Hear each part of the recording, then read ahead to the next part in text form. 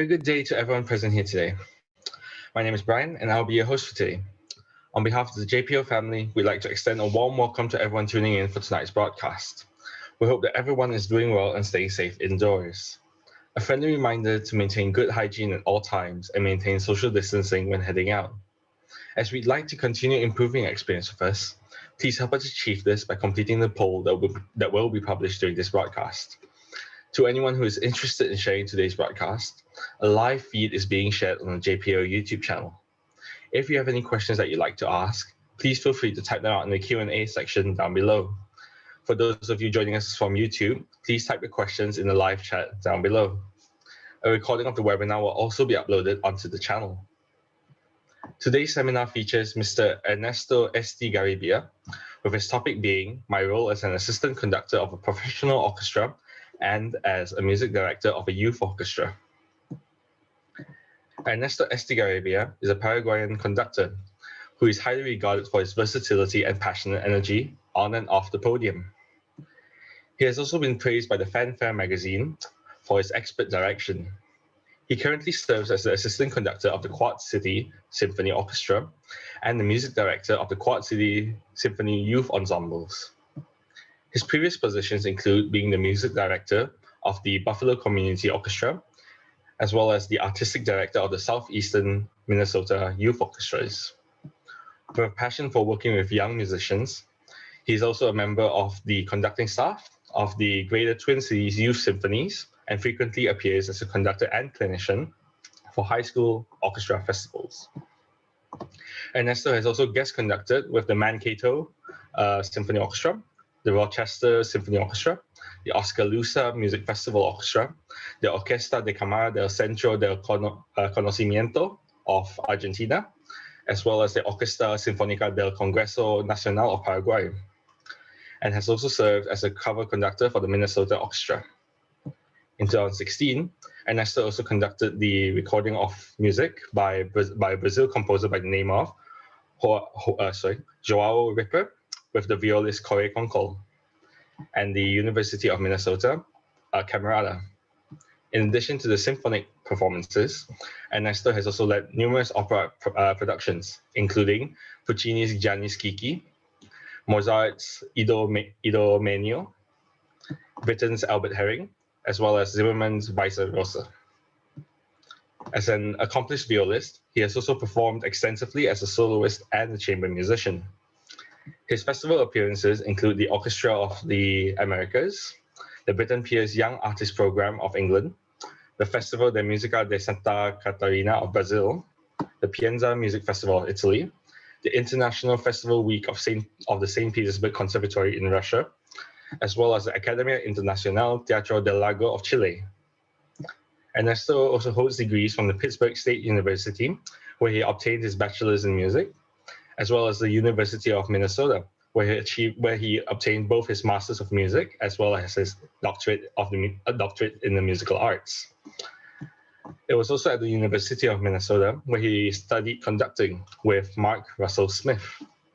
In his free time, he enjoys cooking vegan recipes with his wife, Sabrina. As our JPO family attendees are mostly students ranging from primary school to college, their parents and their teachers, the sharing of knowledge and advice here for all of us today is invaluable and greatly appreciated. The JPO is very honored to have Mr. Ernesto Estigarribia join in as our guest for today.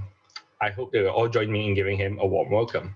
Without further ado, once again, a very good morning to you, Ernesto. Thank you so much for joining us today.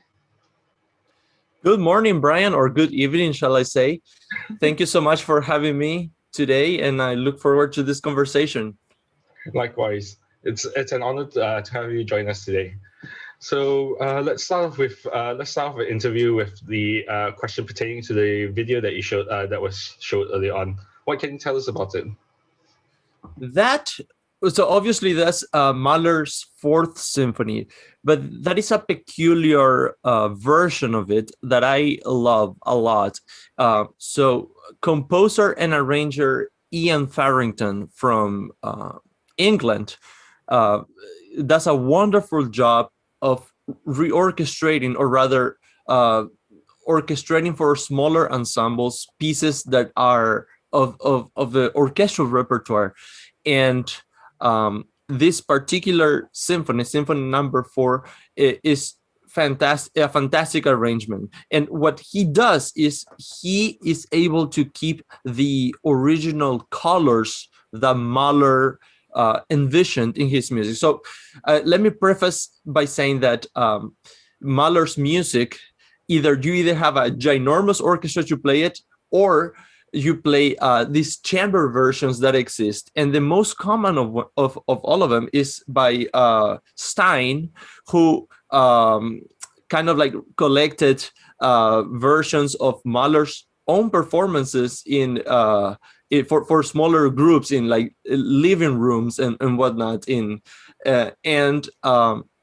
So what Ian Farrington does very skillfully is keep the original colors that you will hear in a full orchestra. So it uses all the instruments that of the orchestra, and it doesn't have weird instruments like organ or piano or harmonium, or nothing that Mahler didn't use in the original composition. So I truly love the work that he does of reorchestrating these pieces.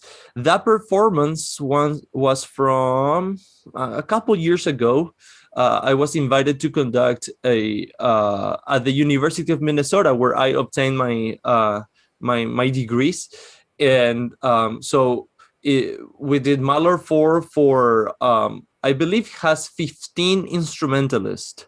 15 or 16, I can recall quite clearly, but it's for small forces, and we did it with a wonderful soprano, Lynn Kaufman, who has a beautiful voice and is an incredible great musician. All right. Well, thanks for sharing that with us. It was definitely very interesting to hear about how that all came to be. So yeah. So moving on to so let's start off with your background as a conductor. So how and why did you transition from your role as a soloist and chamber musician to become a conductor? What did you plan this from the start, or did you eventually develop the passion to become a conductor over the years in your career? I was always intrigued by the role of a conductor.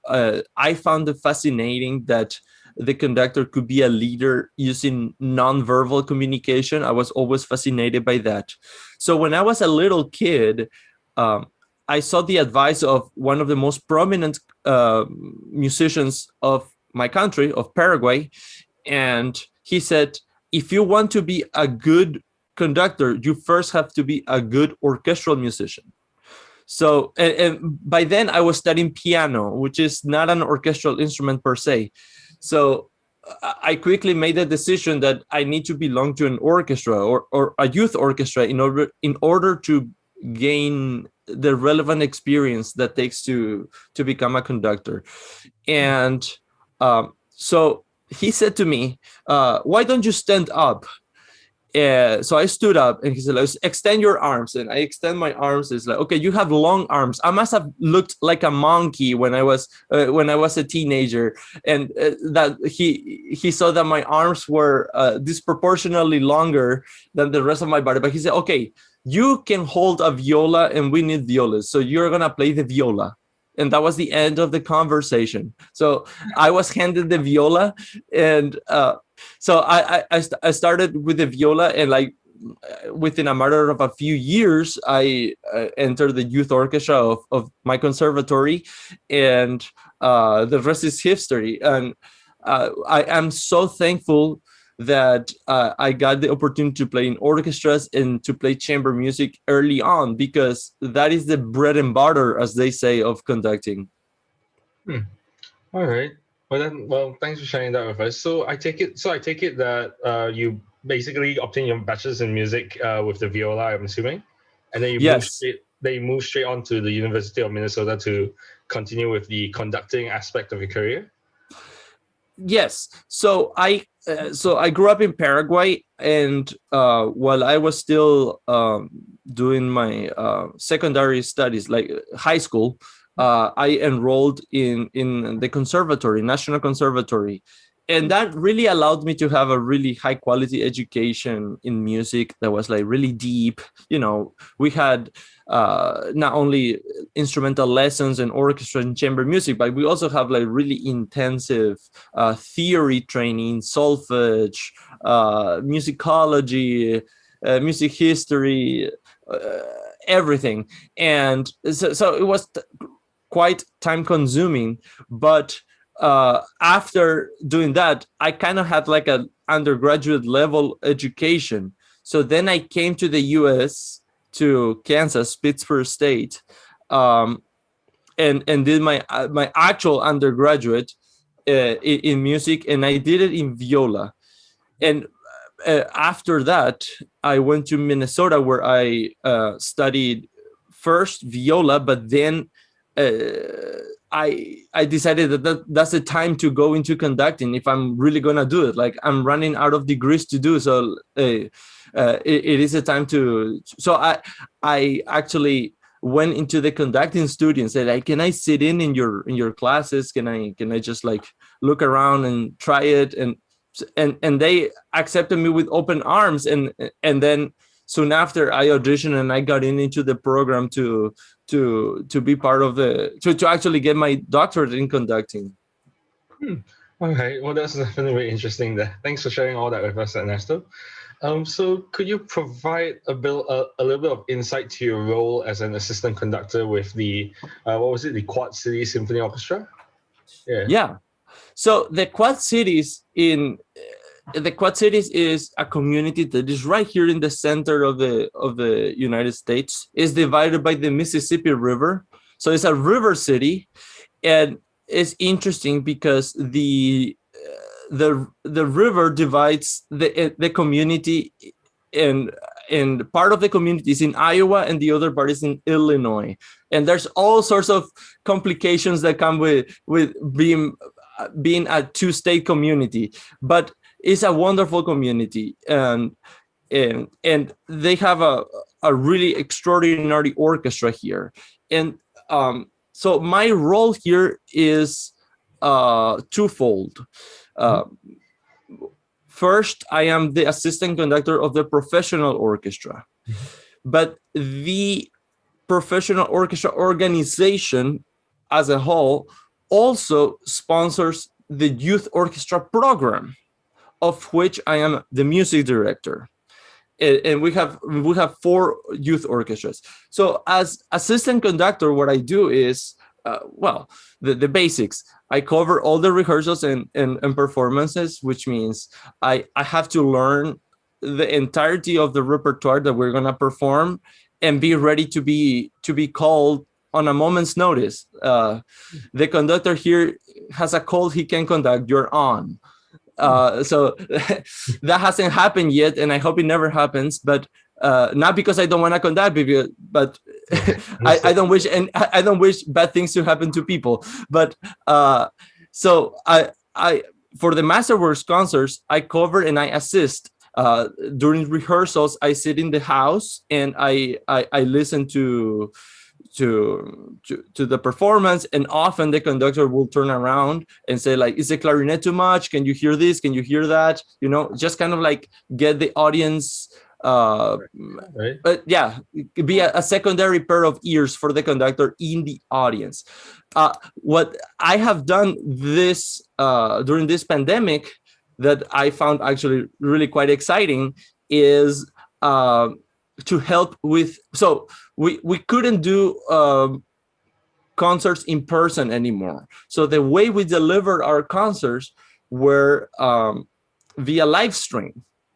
And there's all sorts of technological complications that come with that. And one of them is to coordinate the cameras. So we perform a concert with a multi-camera setting. And so I was helping with the cameraman and the technicians to select the appropriate cameras while I have the score in my hand, and during the concert, and we did that live, and so that was really thrilling for me to do. Other things I get to do with this orchestra is in concerts that are like pops or live to movie concerts or education concerts. I get to conduct the orchestra for those concerts, so that is quite nice actually. And we did several live to movie concerts, which, if the audience is not familiar, let me just give a 2-liner of what that is they project the movie of whatever, your Star Wars, your Harry Potter, whatever movie, and the orchestra plays the soundtrack live.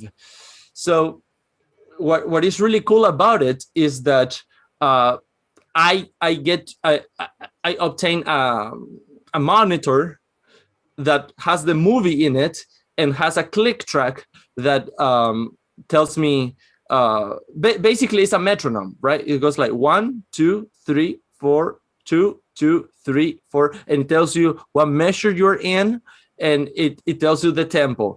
But the musicians don't have any information besides seeing the stick, seeing the baton. So my job is to coordinate the movie with the orchestra. And and it's kind of like a very interesting visual game. And you have all sorts of cues. You have like these streamers that come in different colors, like that tell you like there's a big cue here, and then there's punches like this that come on the screen. So the audience is just seeing the normal movie, but my monitor here has all sorts of information that helps me to coordinate the orchestra, and it's quite exciting. And often I will wear a click track also in my right or my left ear, so I can keep the orchestra together. So that's one of the perks of being an assistant conductor of the Quad Cities Symphony. So as part of my role also, I like the other half of my position here is to be music director of the youth orchestra program. So our youth orchestra program has 4 levels of orchestras.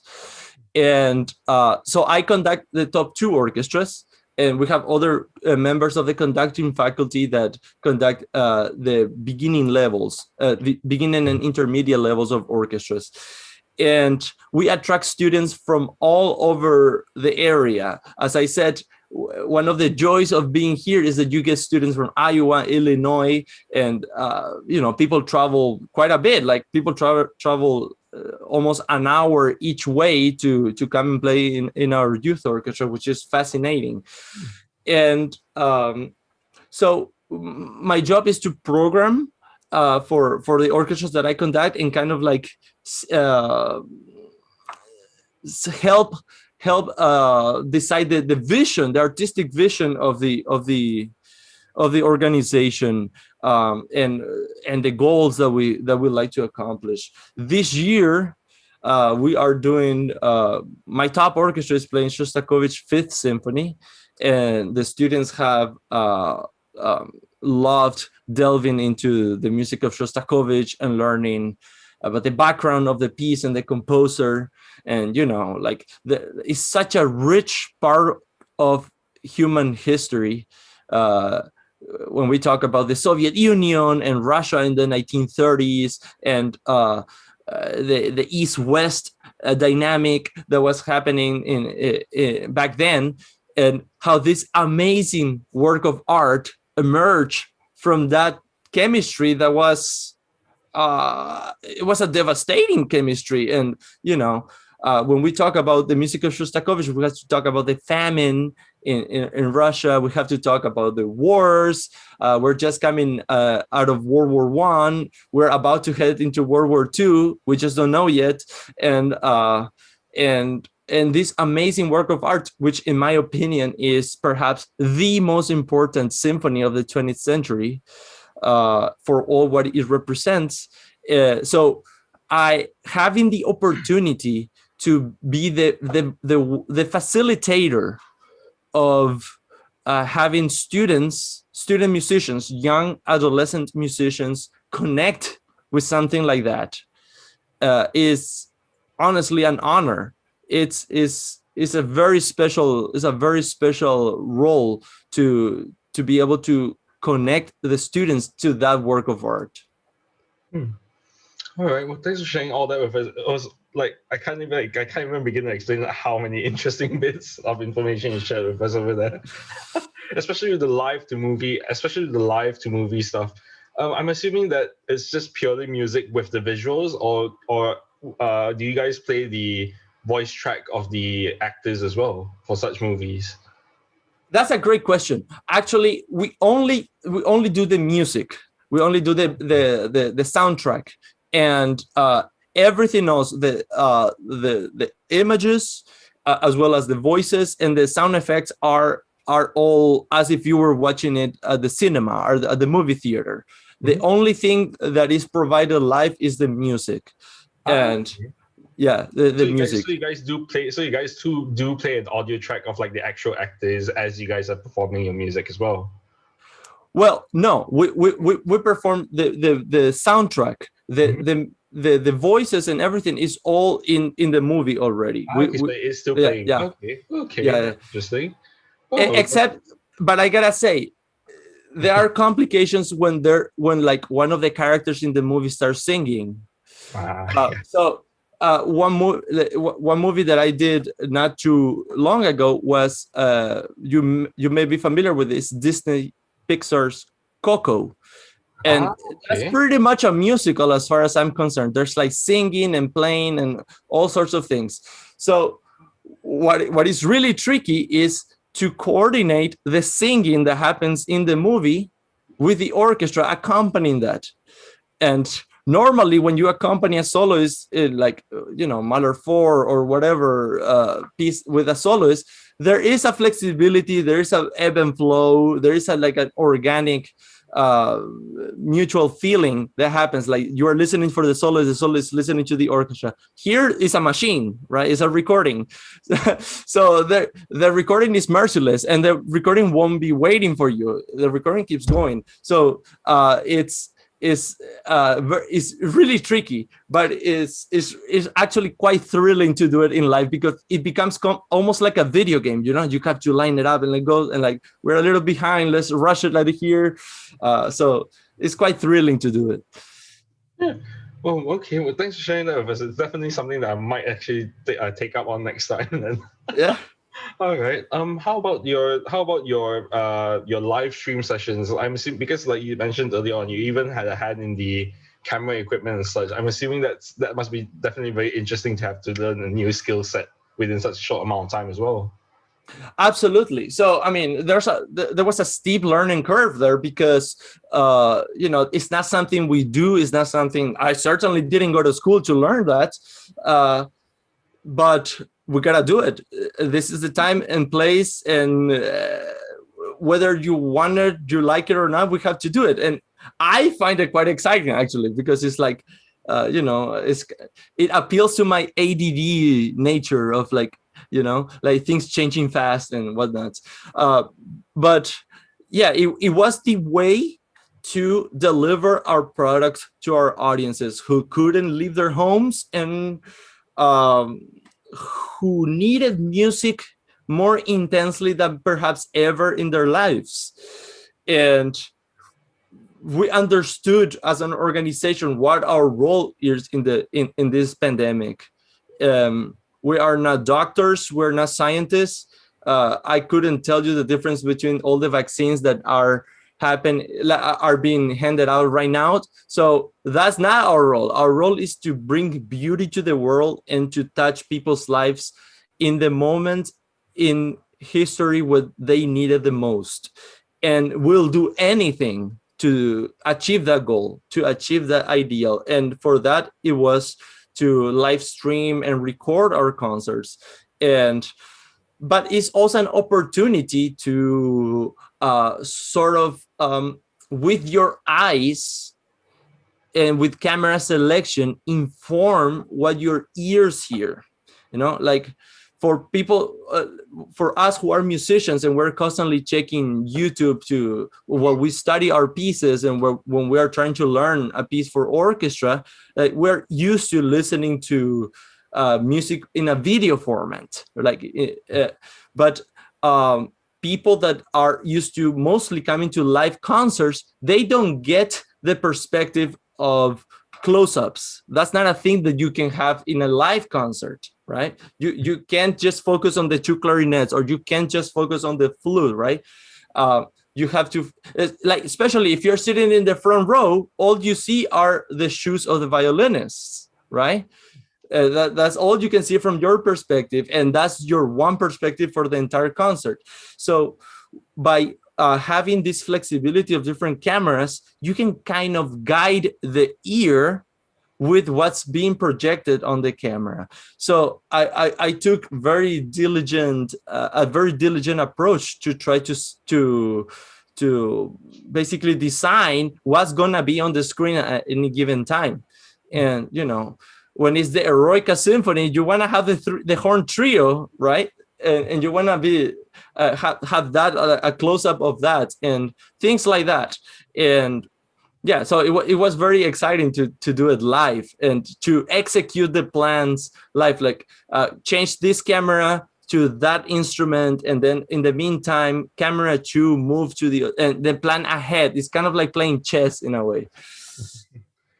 All right. Well, thanks for sharing all that with us. It was definitely very interesting to hear how you have to manage all this sort of information as well. All right. So, how about your work with youth orchestras? Because earlier you mentioned that aside from just the music playing aspect, you actually go into the musicology and like the history of each of the music that you perform. So, what inspired such passion to you working with youth orchestras? It's the glimmer on their eyes when they get something, when they finally understand something, and you can see it in the young musician's eye. It's like something just clicks, and that is incredibly inspiring to me. And being the person who facilitates the learning, is an amazing thing. It's an amazing feeling. Plus, teenage musicians bring an an incredible amount of energy, and actually, my the musicians, the young musicians with whom I work here, are extremely high achieving. I mean, they are not only like great musicians, they're also great athletes, and they are, like, they have high achievements in like all this competition, like speech and you name it, robotics and science, and like, so like they are academically high achieving, artistically, in sports. So I mean, they are just like very well rounded, and so being able to support their growth in their formative years, and also inspire them in one way or another to have a lifelong love for music and orchestral music, is an amazing thing. It's an amazing place to be. Hmm. All right. Well, it's glad to hear that this is your take on it. So yeah, thanks for sharing that with us, Ernesto. So how about so aside from the roles that you mentioned on, because from what I understood, you mainly had an administrative role for all four aspects of your orchestra, I'm assuming, being the music director and all, and you also Well, would. it's, yeah, but it's not so much administrative. It's mostly trying to see like what artistic goals do we want to achieve. It's actually, yeah, it's artistic. There's some administration, but like, we have wonderful administrative staff that are like Ah, dedicated to maintaining, like the budget and the operations and all those complicated things that yeah. all right. So basically, your main roles for that part of your job is just to be the conductor for the two more advanced orchestras, youth orchestras, as well as to provide the artistic direction for all of the orchestras. Oh, okay, Yeah. well, that's definitely interesting. Sorry. Well, thanks for that. All right, so let's see. So, yeah, I think, oh yeah, just before we move on forward, I would just like to remind our audience for a little bit. If you have any questions for Ernesto, please feel free to leave them in the Q&A section down below. Or for those of you on YouTube, please leave them in the YouTube live chat down below. So yeah, with that, how about I'm because like you mentioned earlier on, you have many different aspects of your career that are all very exciting, especially like you mentioned earlier on with the live streaming and the Coco live to movie experience. Aside from this, are there any highlights of your time in these positions that you would like to share with us? I mean, there's so much here. Yeah, well, I mean, uh, being here in the Quad Cities is great. Before I was in the Quad Cities, I led the Southeastern Minnesota Youth Orchestras, which is in Rochester, Minnesota, home of the Mayo Clinic, the world famous Mayo Clinic, and as as such, um, I got the fortune. Well, first of all, the Mayo Clinic is a ginormous healthcare provider in the world, pretty much, and it's headquartered in this town. So it attracted people from all over the world, and so I had in my youth orchestra. Not only I had different uh, ethnic backgrounds, I had different nationalities, I had different religions, it was such a diverse group of people. And um that was really interesting for me to connect with students and to learn. I learned a lot in there just from interacting with students and learning about their families and whatnot. So that was really cool in southeastern Minnesota. Prior to that, I was also music director of the Buffalo Community Orchestra, which is in central Minnesota. It's a wonderful group of people that love the arts and love music. And it's a volunteer organization for the musicians. The musicians come and play and in a volunteer basis. And we've done very good concerts with the Buffalo Community Orchestra. But I gotta say, another highlight is working with the Greater Twin Cities Youth Symphonies in St. Paul, Minnesota. And I continue to do that. So I split my time between the Quad Cities and the Twin Cities. Funny how like is Quad and Twin is like is anyway. But the Twin Cities is a community where well, first of all, I went to school there. That's where my graduate studies took place. And but it's a community where it's called the Twin Cities because there's Minneapolis and St. Paul, and basically it's just like one big city. And it's the GITSIS, the Greater Twin Cities Youth Symphonies, is an enormous organization that has a lot of students. We have around 800 students divided into 10 orchestras. So it's a large program. And conducting one of the orchestras is a great thing. I love working with them, and I love the students. And again, it's a very cosmopolitan place. Like people from all over are you know settle in the Twin Cities and then grow a family. So it's very diverse as far as like the student body and the participants. All right. Well, thanks for sharing all those experiences with us. It definitely sounds like it's a very fulfilling position that you have over there.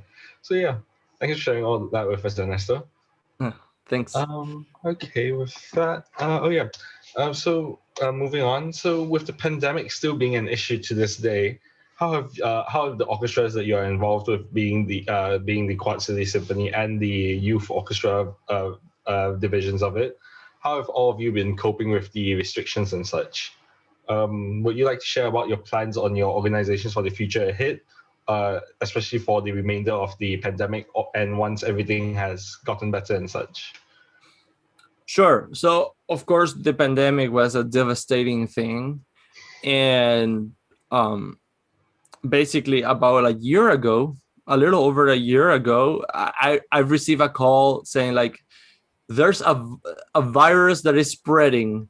And then a couple hours later, it's like, we are shut down for the foreseeable future. You know, like before I even got to learn what a coronavirus is, a term I personally never heard before. Then we were shut down before we knew it. And so we remained shut down for the remainder of the previous season. But come the summer, we decided we are going to do everything in our power to offer this experience to our students. I mean, after all, we're not just here preparing, like rehearsing and preparing concerts. And then, no, this is an integral part of our students' experiences and growing. And so our role here is to like ride the waves and do what we can to offer something. Like if we're gonna offer a duo, we're gonna offer a duo. If we can rehearse with a chamber orchestra, we'll do it. We'll do anything.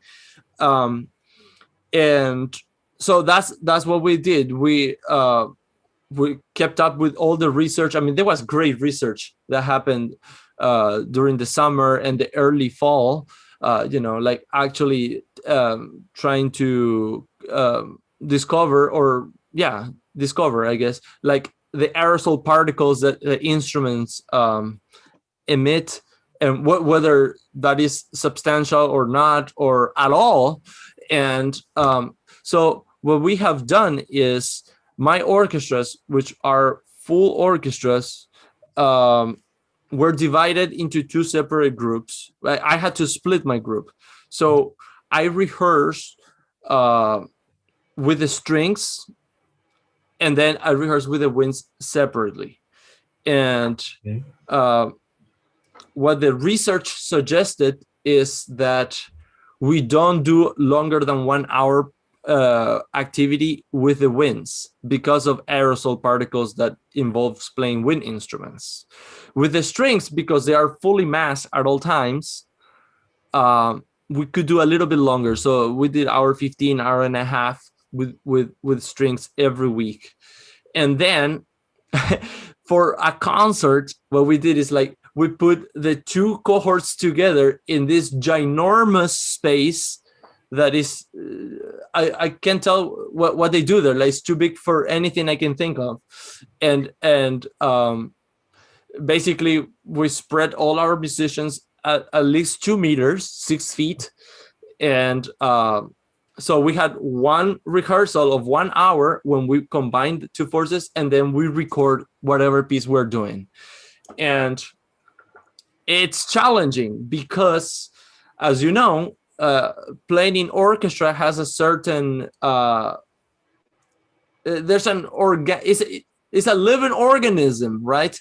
And when all the parts of the orchestra are so spread apart, it's really hard to play together.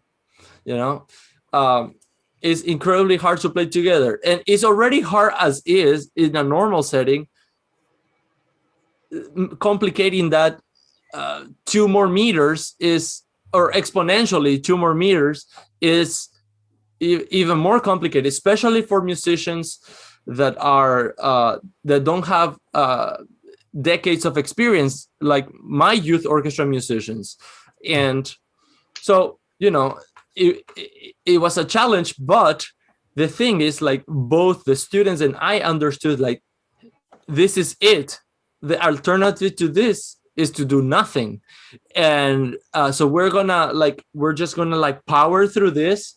We're gonna exude tremendous amounts of resilience, and we're gonna ride the waves because this is what the times are calling for us to do. And you know, we perform our concerts that way, and we're still gonna do that. Like we performed several movements already of the Shostakovich symphony, and you know, like, we rehearse over and over and over. You know, like, the horns are like a quarter note behind already. Okay, let's do it again. Maybe anticipate more. I mean, I'm honestly looking forward to the time when we come back to a normal setup, because I believe that the skills that musicians, professional and not, professional and youth, are have gained from this experience. I think this experience of playing, making hard things even harder, made them stronger, rhythmically stronger, like improve oral skills. So I look forward to see how that manifests itself in the future when we come back to normal. We have been very lucky here in the US with the vaccine rollout, and we are honestly very hopeful that we can have a somewhat normal year next year, and perhaps you know, maybe shrink that social distancing or fully eliminate it. We don't know yet, and we're gonna again adapt as the situation unfolds. But yeah, we are constantly keeping up with it, with the great research that is out there. Yeah, understood. Well, but it's definitely good to hear that you guys are still keeping busy, and yeah, like you said, it's definitely going to be an interesting time once everybody is able to get back together like normal. So yeah, I was thinking about something that it slipped my mind. Sorry. What was it? Oh yeah. From what I read online, if I'm not mistaken, Iowa has rolled back its restrictions on indoor and outdoor gatherings. So are you guys expecting to have any like physical concerts, or are you guys still going to leave it to live streaming just to be on the safe side? So now with the in November, Hmm. um, in November, the numbers for COVID were not good. They were not good.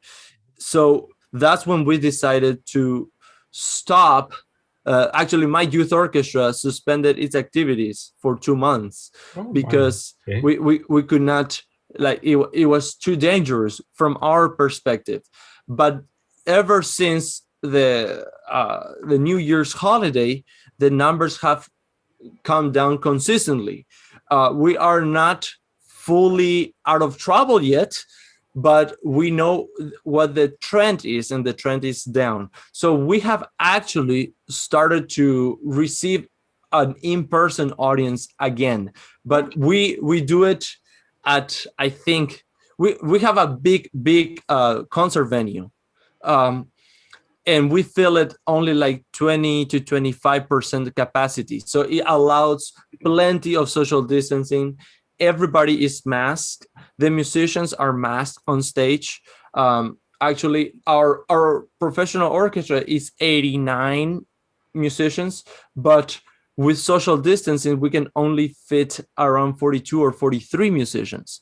So we had to adapt our repertoire choices, and and actually a lot of movie concerts that we were going to do this year we couldn't do because uh, uh there isn't a reduced orchestration for those pieces, like John Williams says 6 horns, it is 6 horns. There's no way you can do that with fewer than 6 horns, and 3 or 4 trumpets, and we just can't do that right now with these guidelines. So we had to change our entire repertoire. I mean, it's funny to think back now, but like our season was supposed to start with Beethoven 9, which is perhaps the opposite of what we should be doing right now, as far as like we cannot sing with a big choir. We cannot sing, period.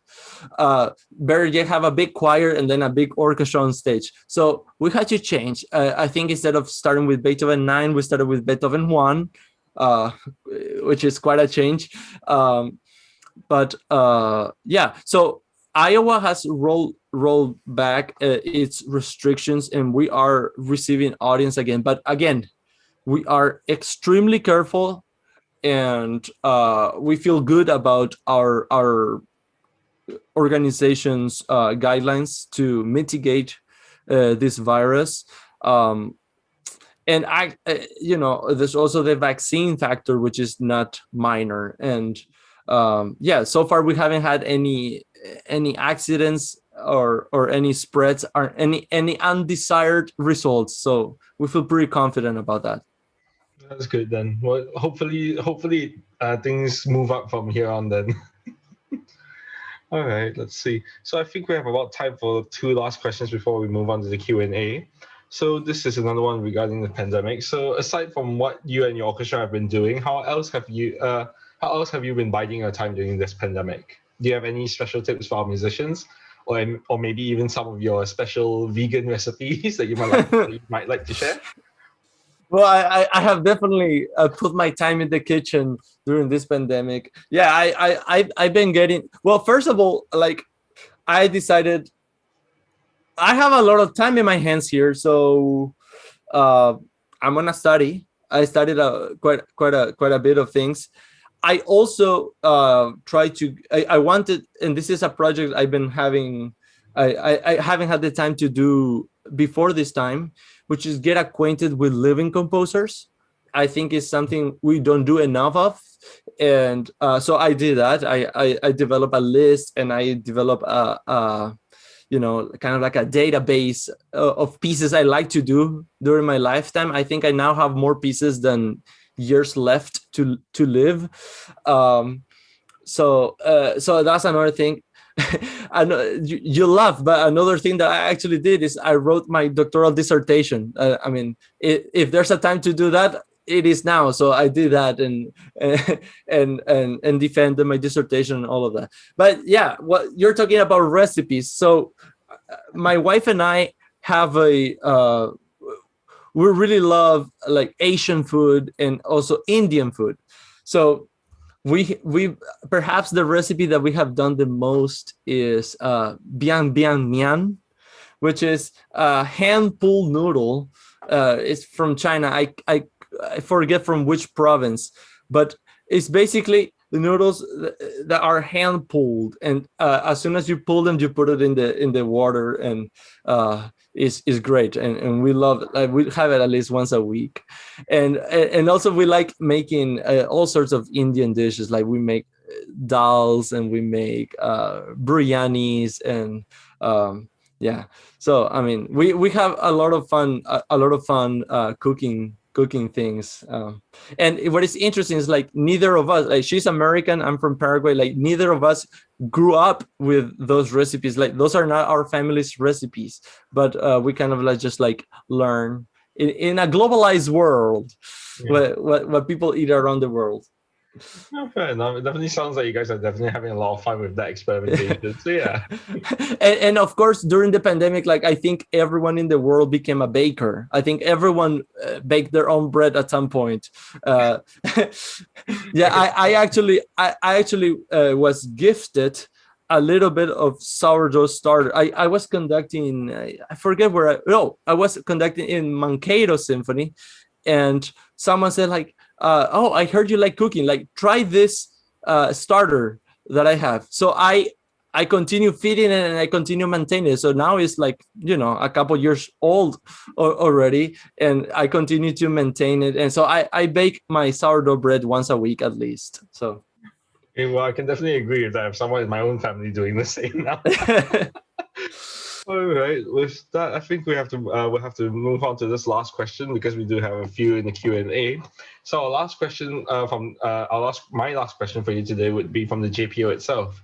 So the Jesselton Philharmonic Orchestra has involved itself in a variety of activities. So I'm sure you've heard of some of them. So on behalf of the JPO, we would like to ask about your views on the JPO and its activities. Additionally, we would like to ask for any suggestions that you may have so that we may further improve ourselves. Well, I don't know that I have anything for you guys to improve. I think what you guys are doing is fantastic.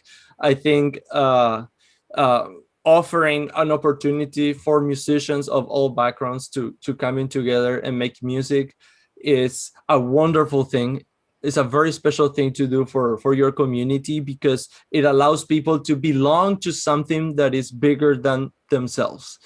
And as we all know, nobody is as good as the entire orchestra, right? So I think the sum is greater than the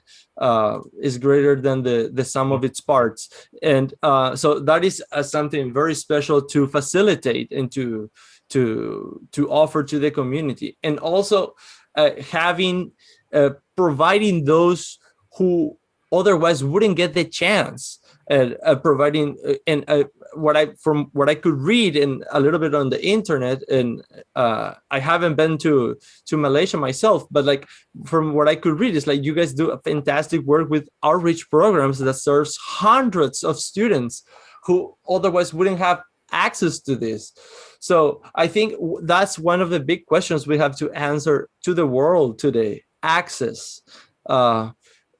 Because we are not now in a position that we can offer access to people who wouldn't have the opportunity to put a violin under their chin, or to play the clarinet, or to who will benefit greatly. And you never know where the next Mozart is. You never know where the next Beethoven is.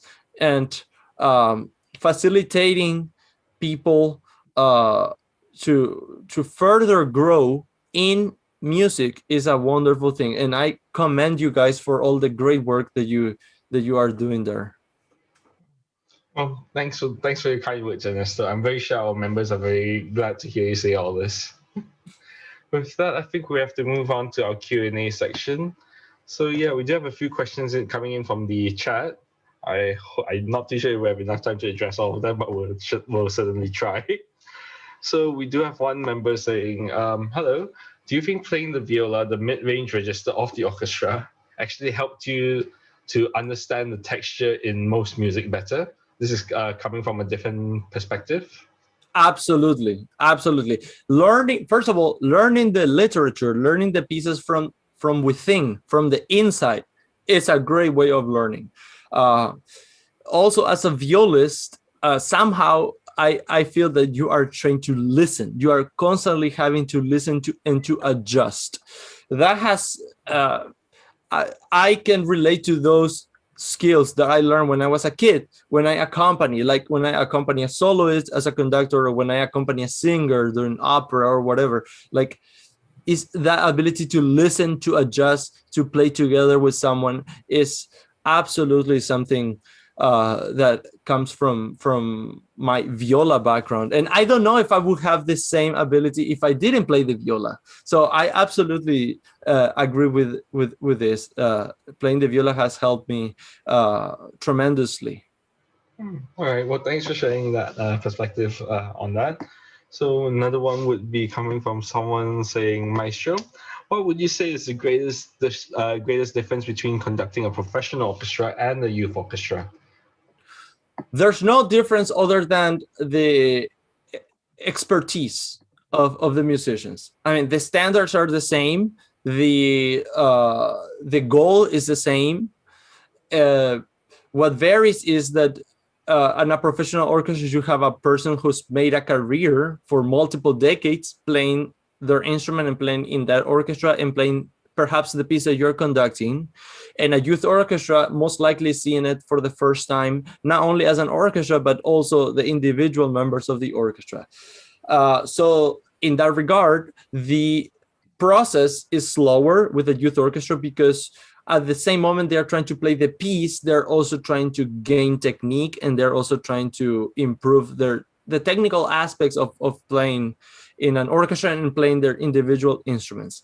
That's the major difference. But other than that, I don't see any other difference as far as like the goal or the aspirations. Yeah.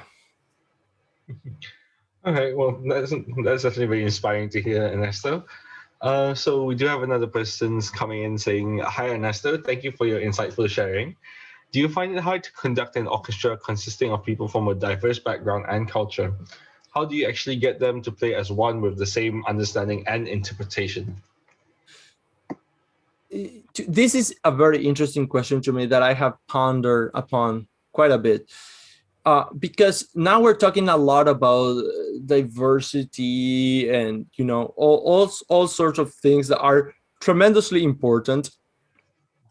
But I have found that in music, people connect based on their commonalities very quickly.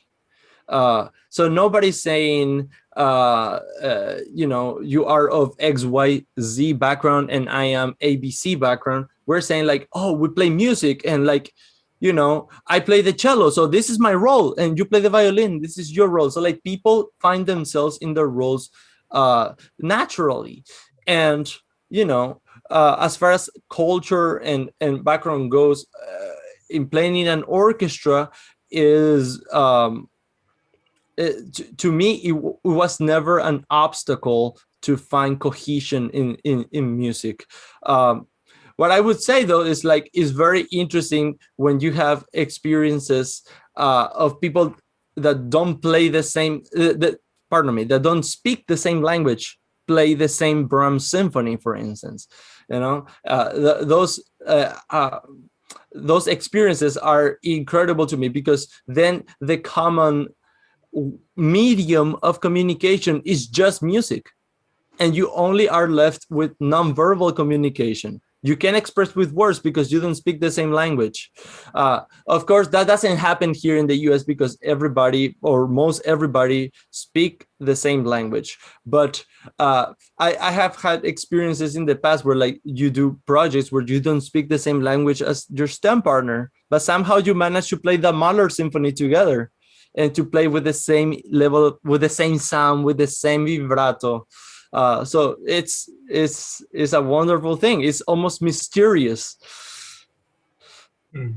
All right. Well, that was definitely a very nice how do you say, a very nice representation of it, I would say. All right. Well, thanks for that, Ernesto. I think we have time for that one last question before we close off for today. So this last person is saying, Maestro, you expect to see a marked improvement in the standard of playing? I think you did answer this earlier on, as well as the number of audience once COVID-19 is over. Your view, please. I think people, this is something interesting. I sure. Talking to several conducting colleagues around the world, like everybody kind of have the same experience that when they came back from the lockdown, whether that's in the summer or at the beginning of the fall, they all had the same experience. There's like, wow, this orchestra like really play, like they really deliver this, like, because it happens that people were at home and like everybody's practicing and working on the technique.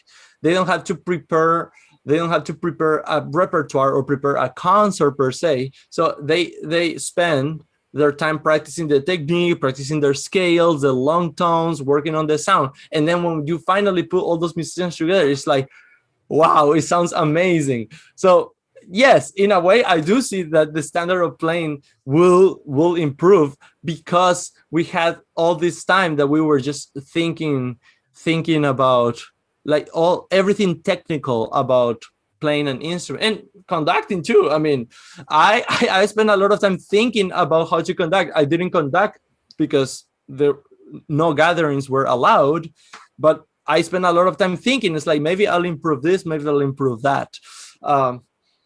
And as far as audiences go, of course, we're gonna have a long road to rebuild audiences and stuff. But I think people have missed music. People have missed going to live events, and people are gonna come back to the concert hall at some point. Is the concert hall the only way we're gonna deliver concerts? I personally don't think so. There will be other mediums or other media where we're gonna have to deliver our concerts. So things are gonna change. I'm very excited to see and to participate of that change. I couldn't tell you what the changes are right now. I don't know, but there's gonna be changes, and that's inevitable. And that's, it's been that way for many centuries. Changes. All right. Well, I'm pretty sure a lot of us can agree with you on that. There'll definitely be a lot of change in the future. So yeah. Once again, thank you so much for all your responses, Ernesto. I think we do have to close off for today. So sorry, everyone, but we are coming to the end of tonight's broadcast. We would like to remind everyone that our JPO Family Program will be broadcasted twice a week until further notice. So that's every Wednesday and Sunday night, Malaysia time. So join us next time with our next guest, who will be revealed at a later date. More details on this can be found on our Facebook page. A video recording of tonight's broadcast will also be available on the YouTube channel, along with the past webinars and the soon-to-be broadcasted interviews. So feel free to share the Zoom webinar registration link, or the JPO YouTube channel, or even the JPO Facebook page with your friends and family. For our YouTube audience, if you are enjoying our program, please show your support to us by pressing the like and subscribe button down below. You guys have been an amazing audience, and we from the JPO family wishes that everyone stays safe and healthy as we continue to face this crisis together. So with that, I will now be leading the prayer to end tonight's program. So please pray in whatever faith that you believe in regarding the COVID-19 pandemic. We pray that everyone in the world continues to stay strong in surviving through these difficult times, and that a solution to the virus will soon be found. We pray that governments across the world continue to improve upon your efforts and decision-making so as to protect their people and curb the spread of the virus. We pray for the safety and well-being of everyone working as we are now going into the month of April, as parts of the world continue to face new surges of cases. We pray for the continued safety and morale of the frontliners who are risking their lives so that they may continue to provide for those in need. Okay, so with that, once again, thank you, Ernesto, for joining us, and thank you, everyone. Good night, and we hope to see you all again next time. See you. Thank you. Thank you.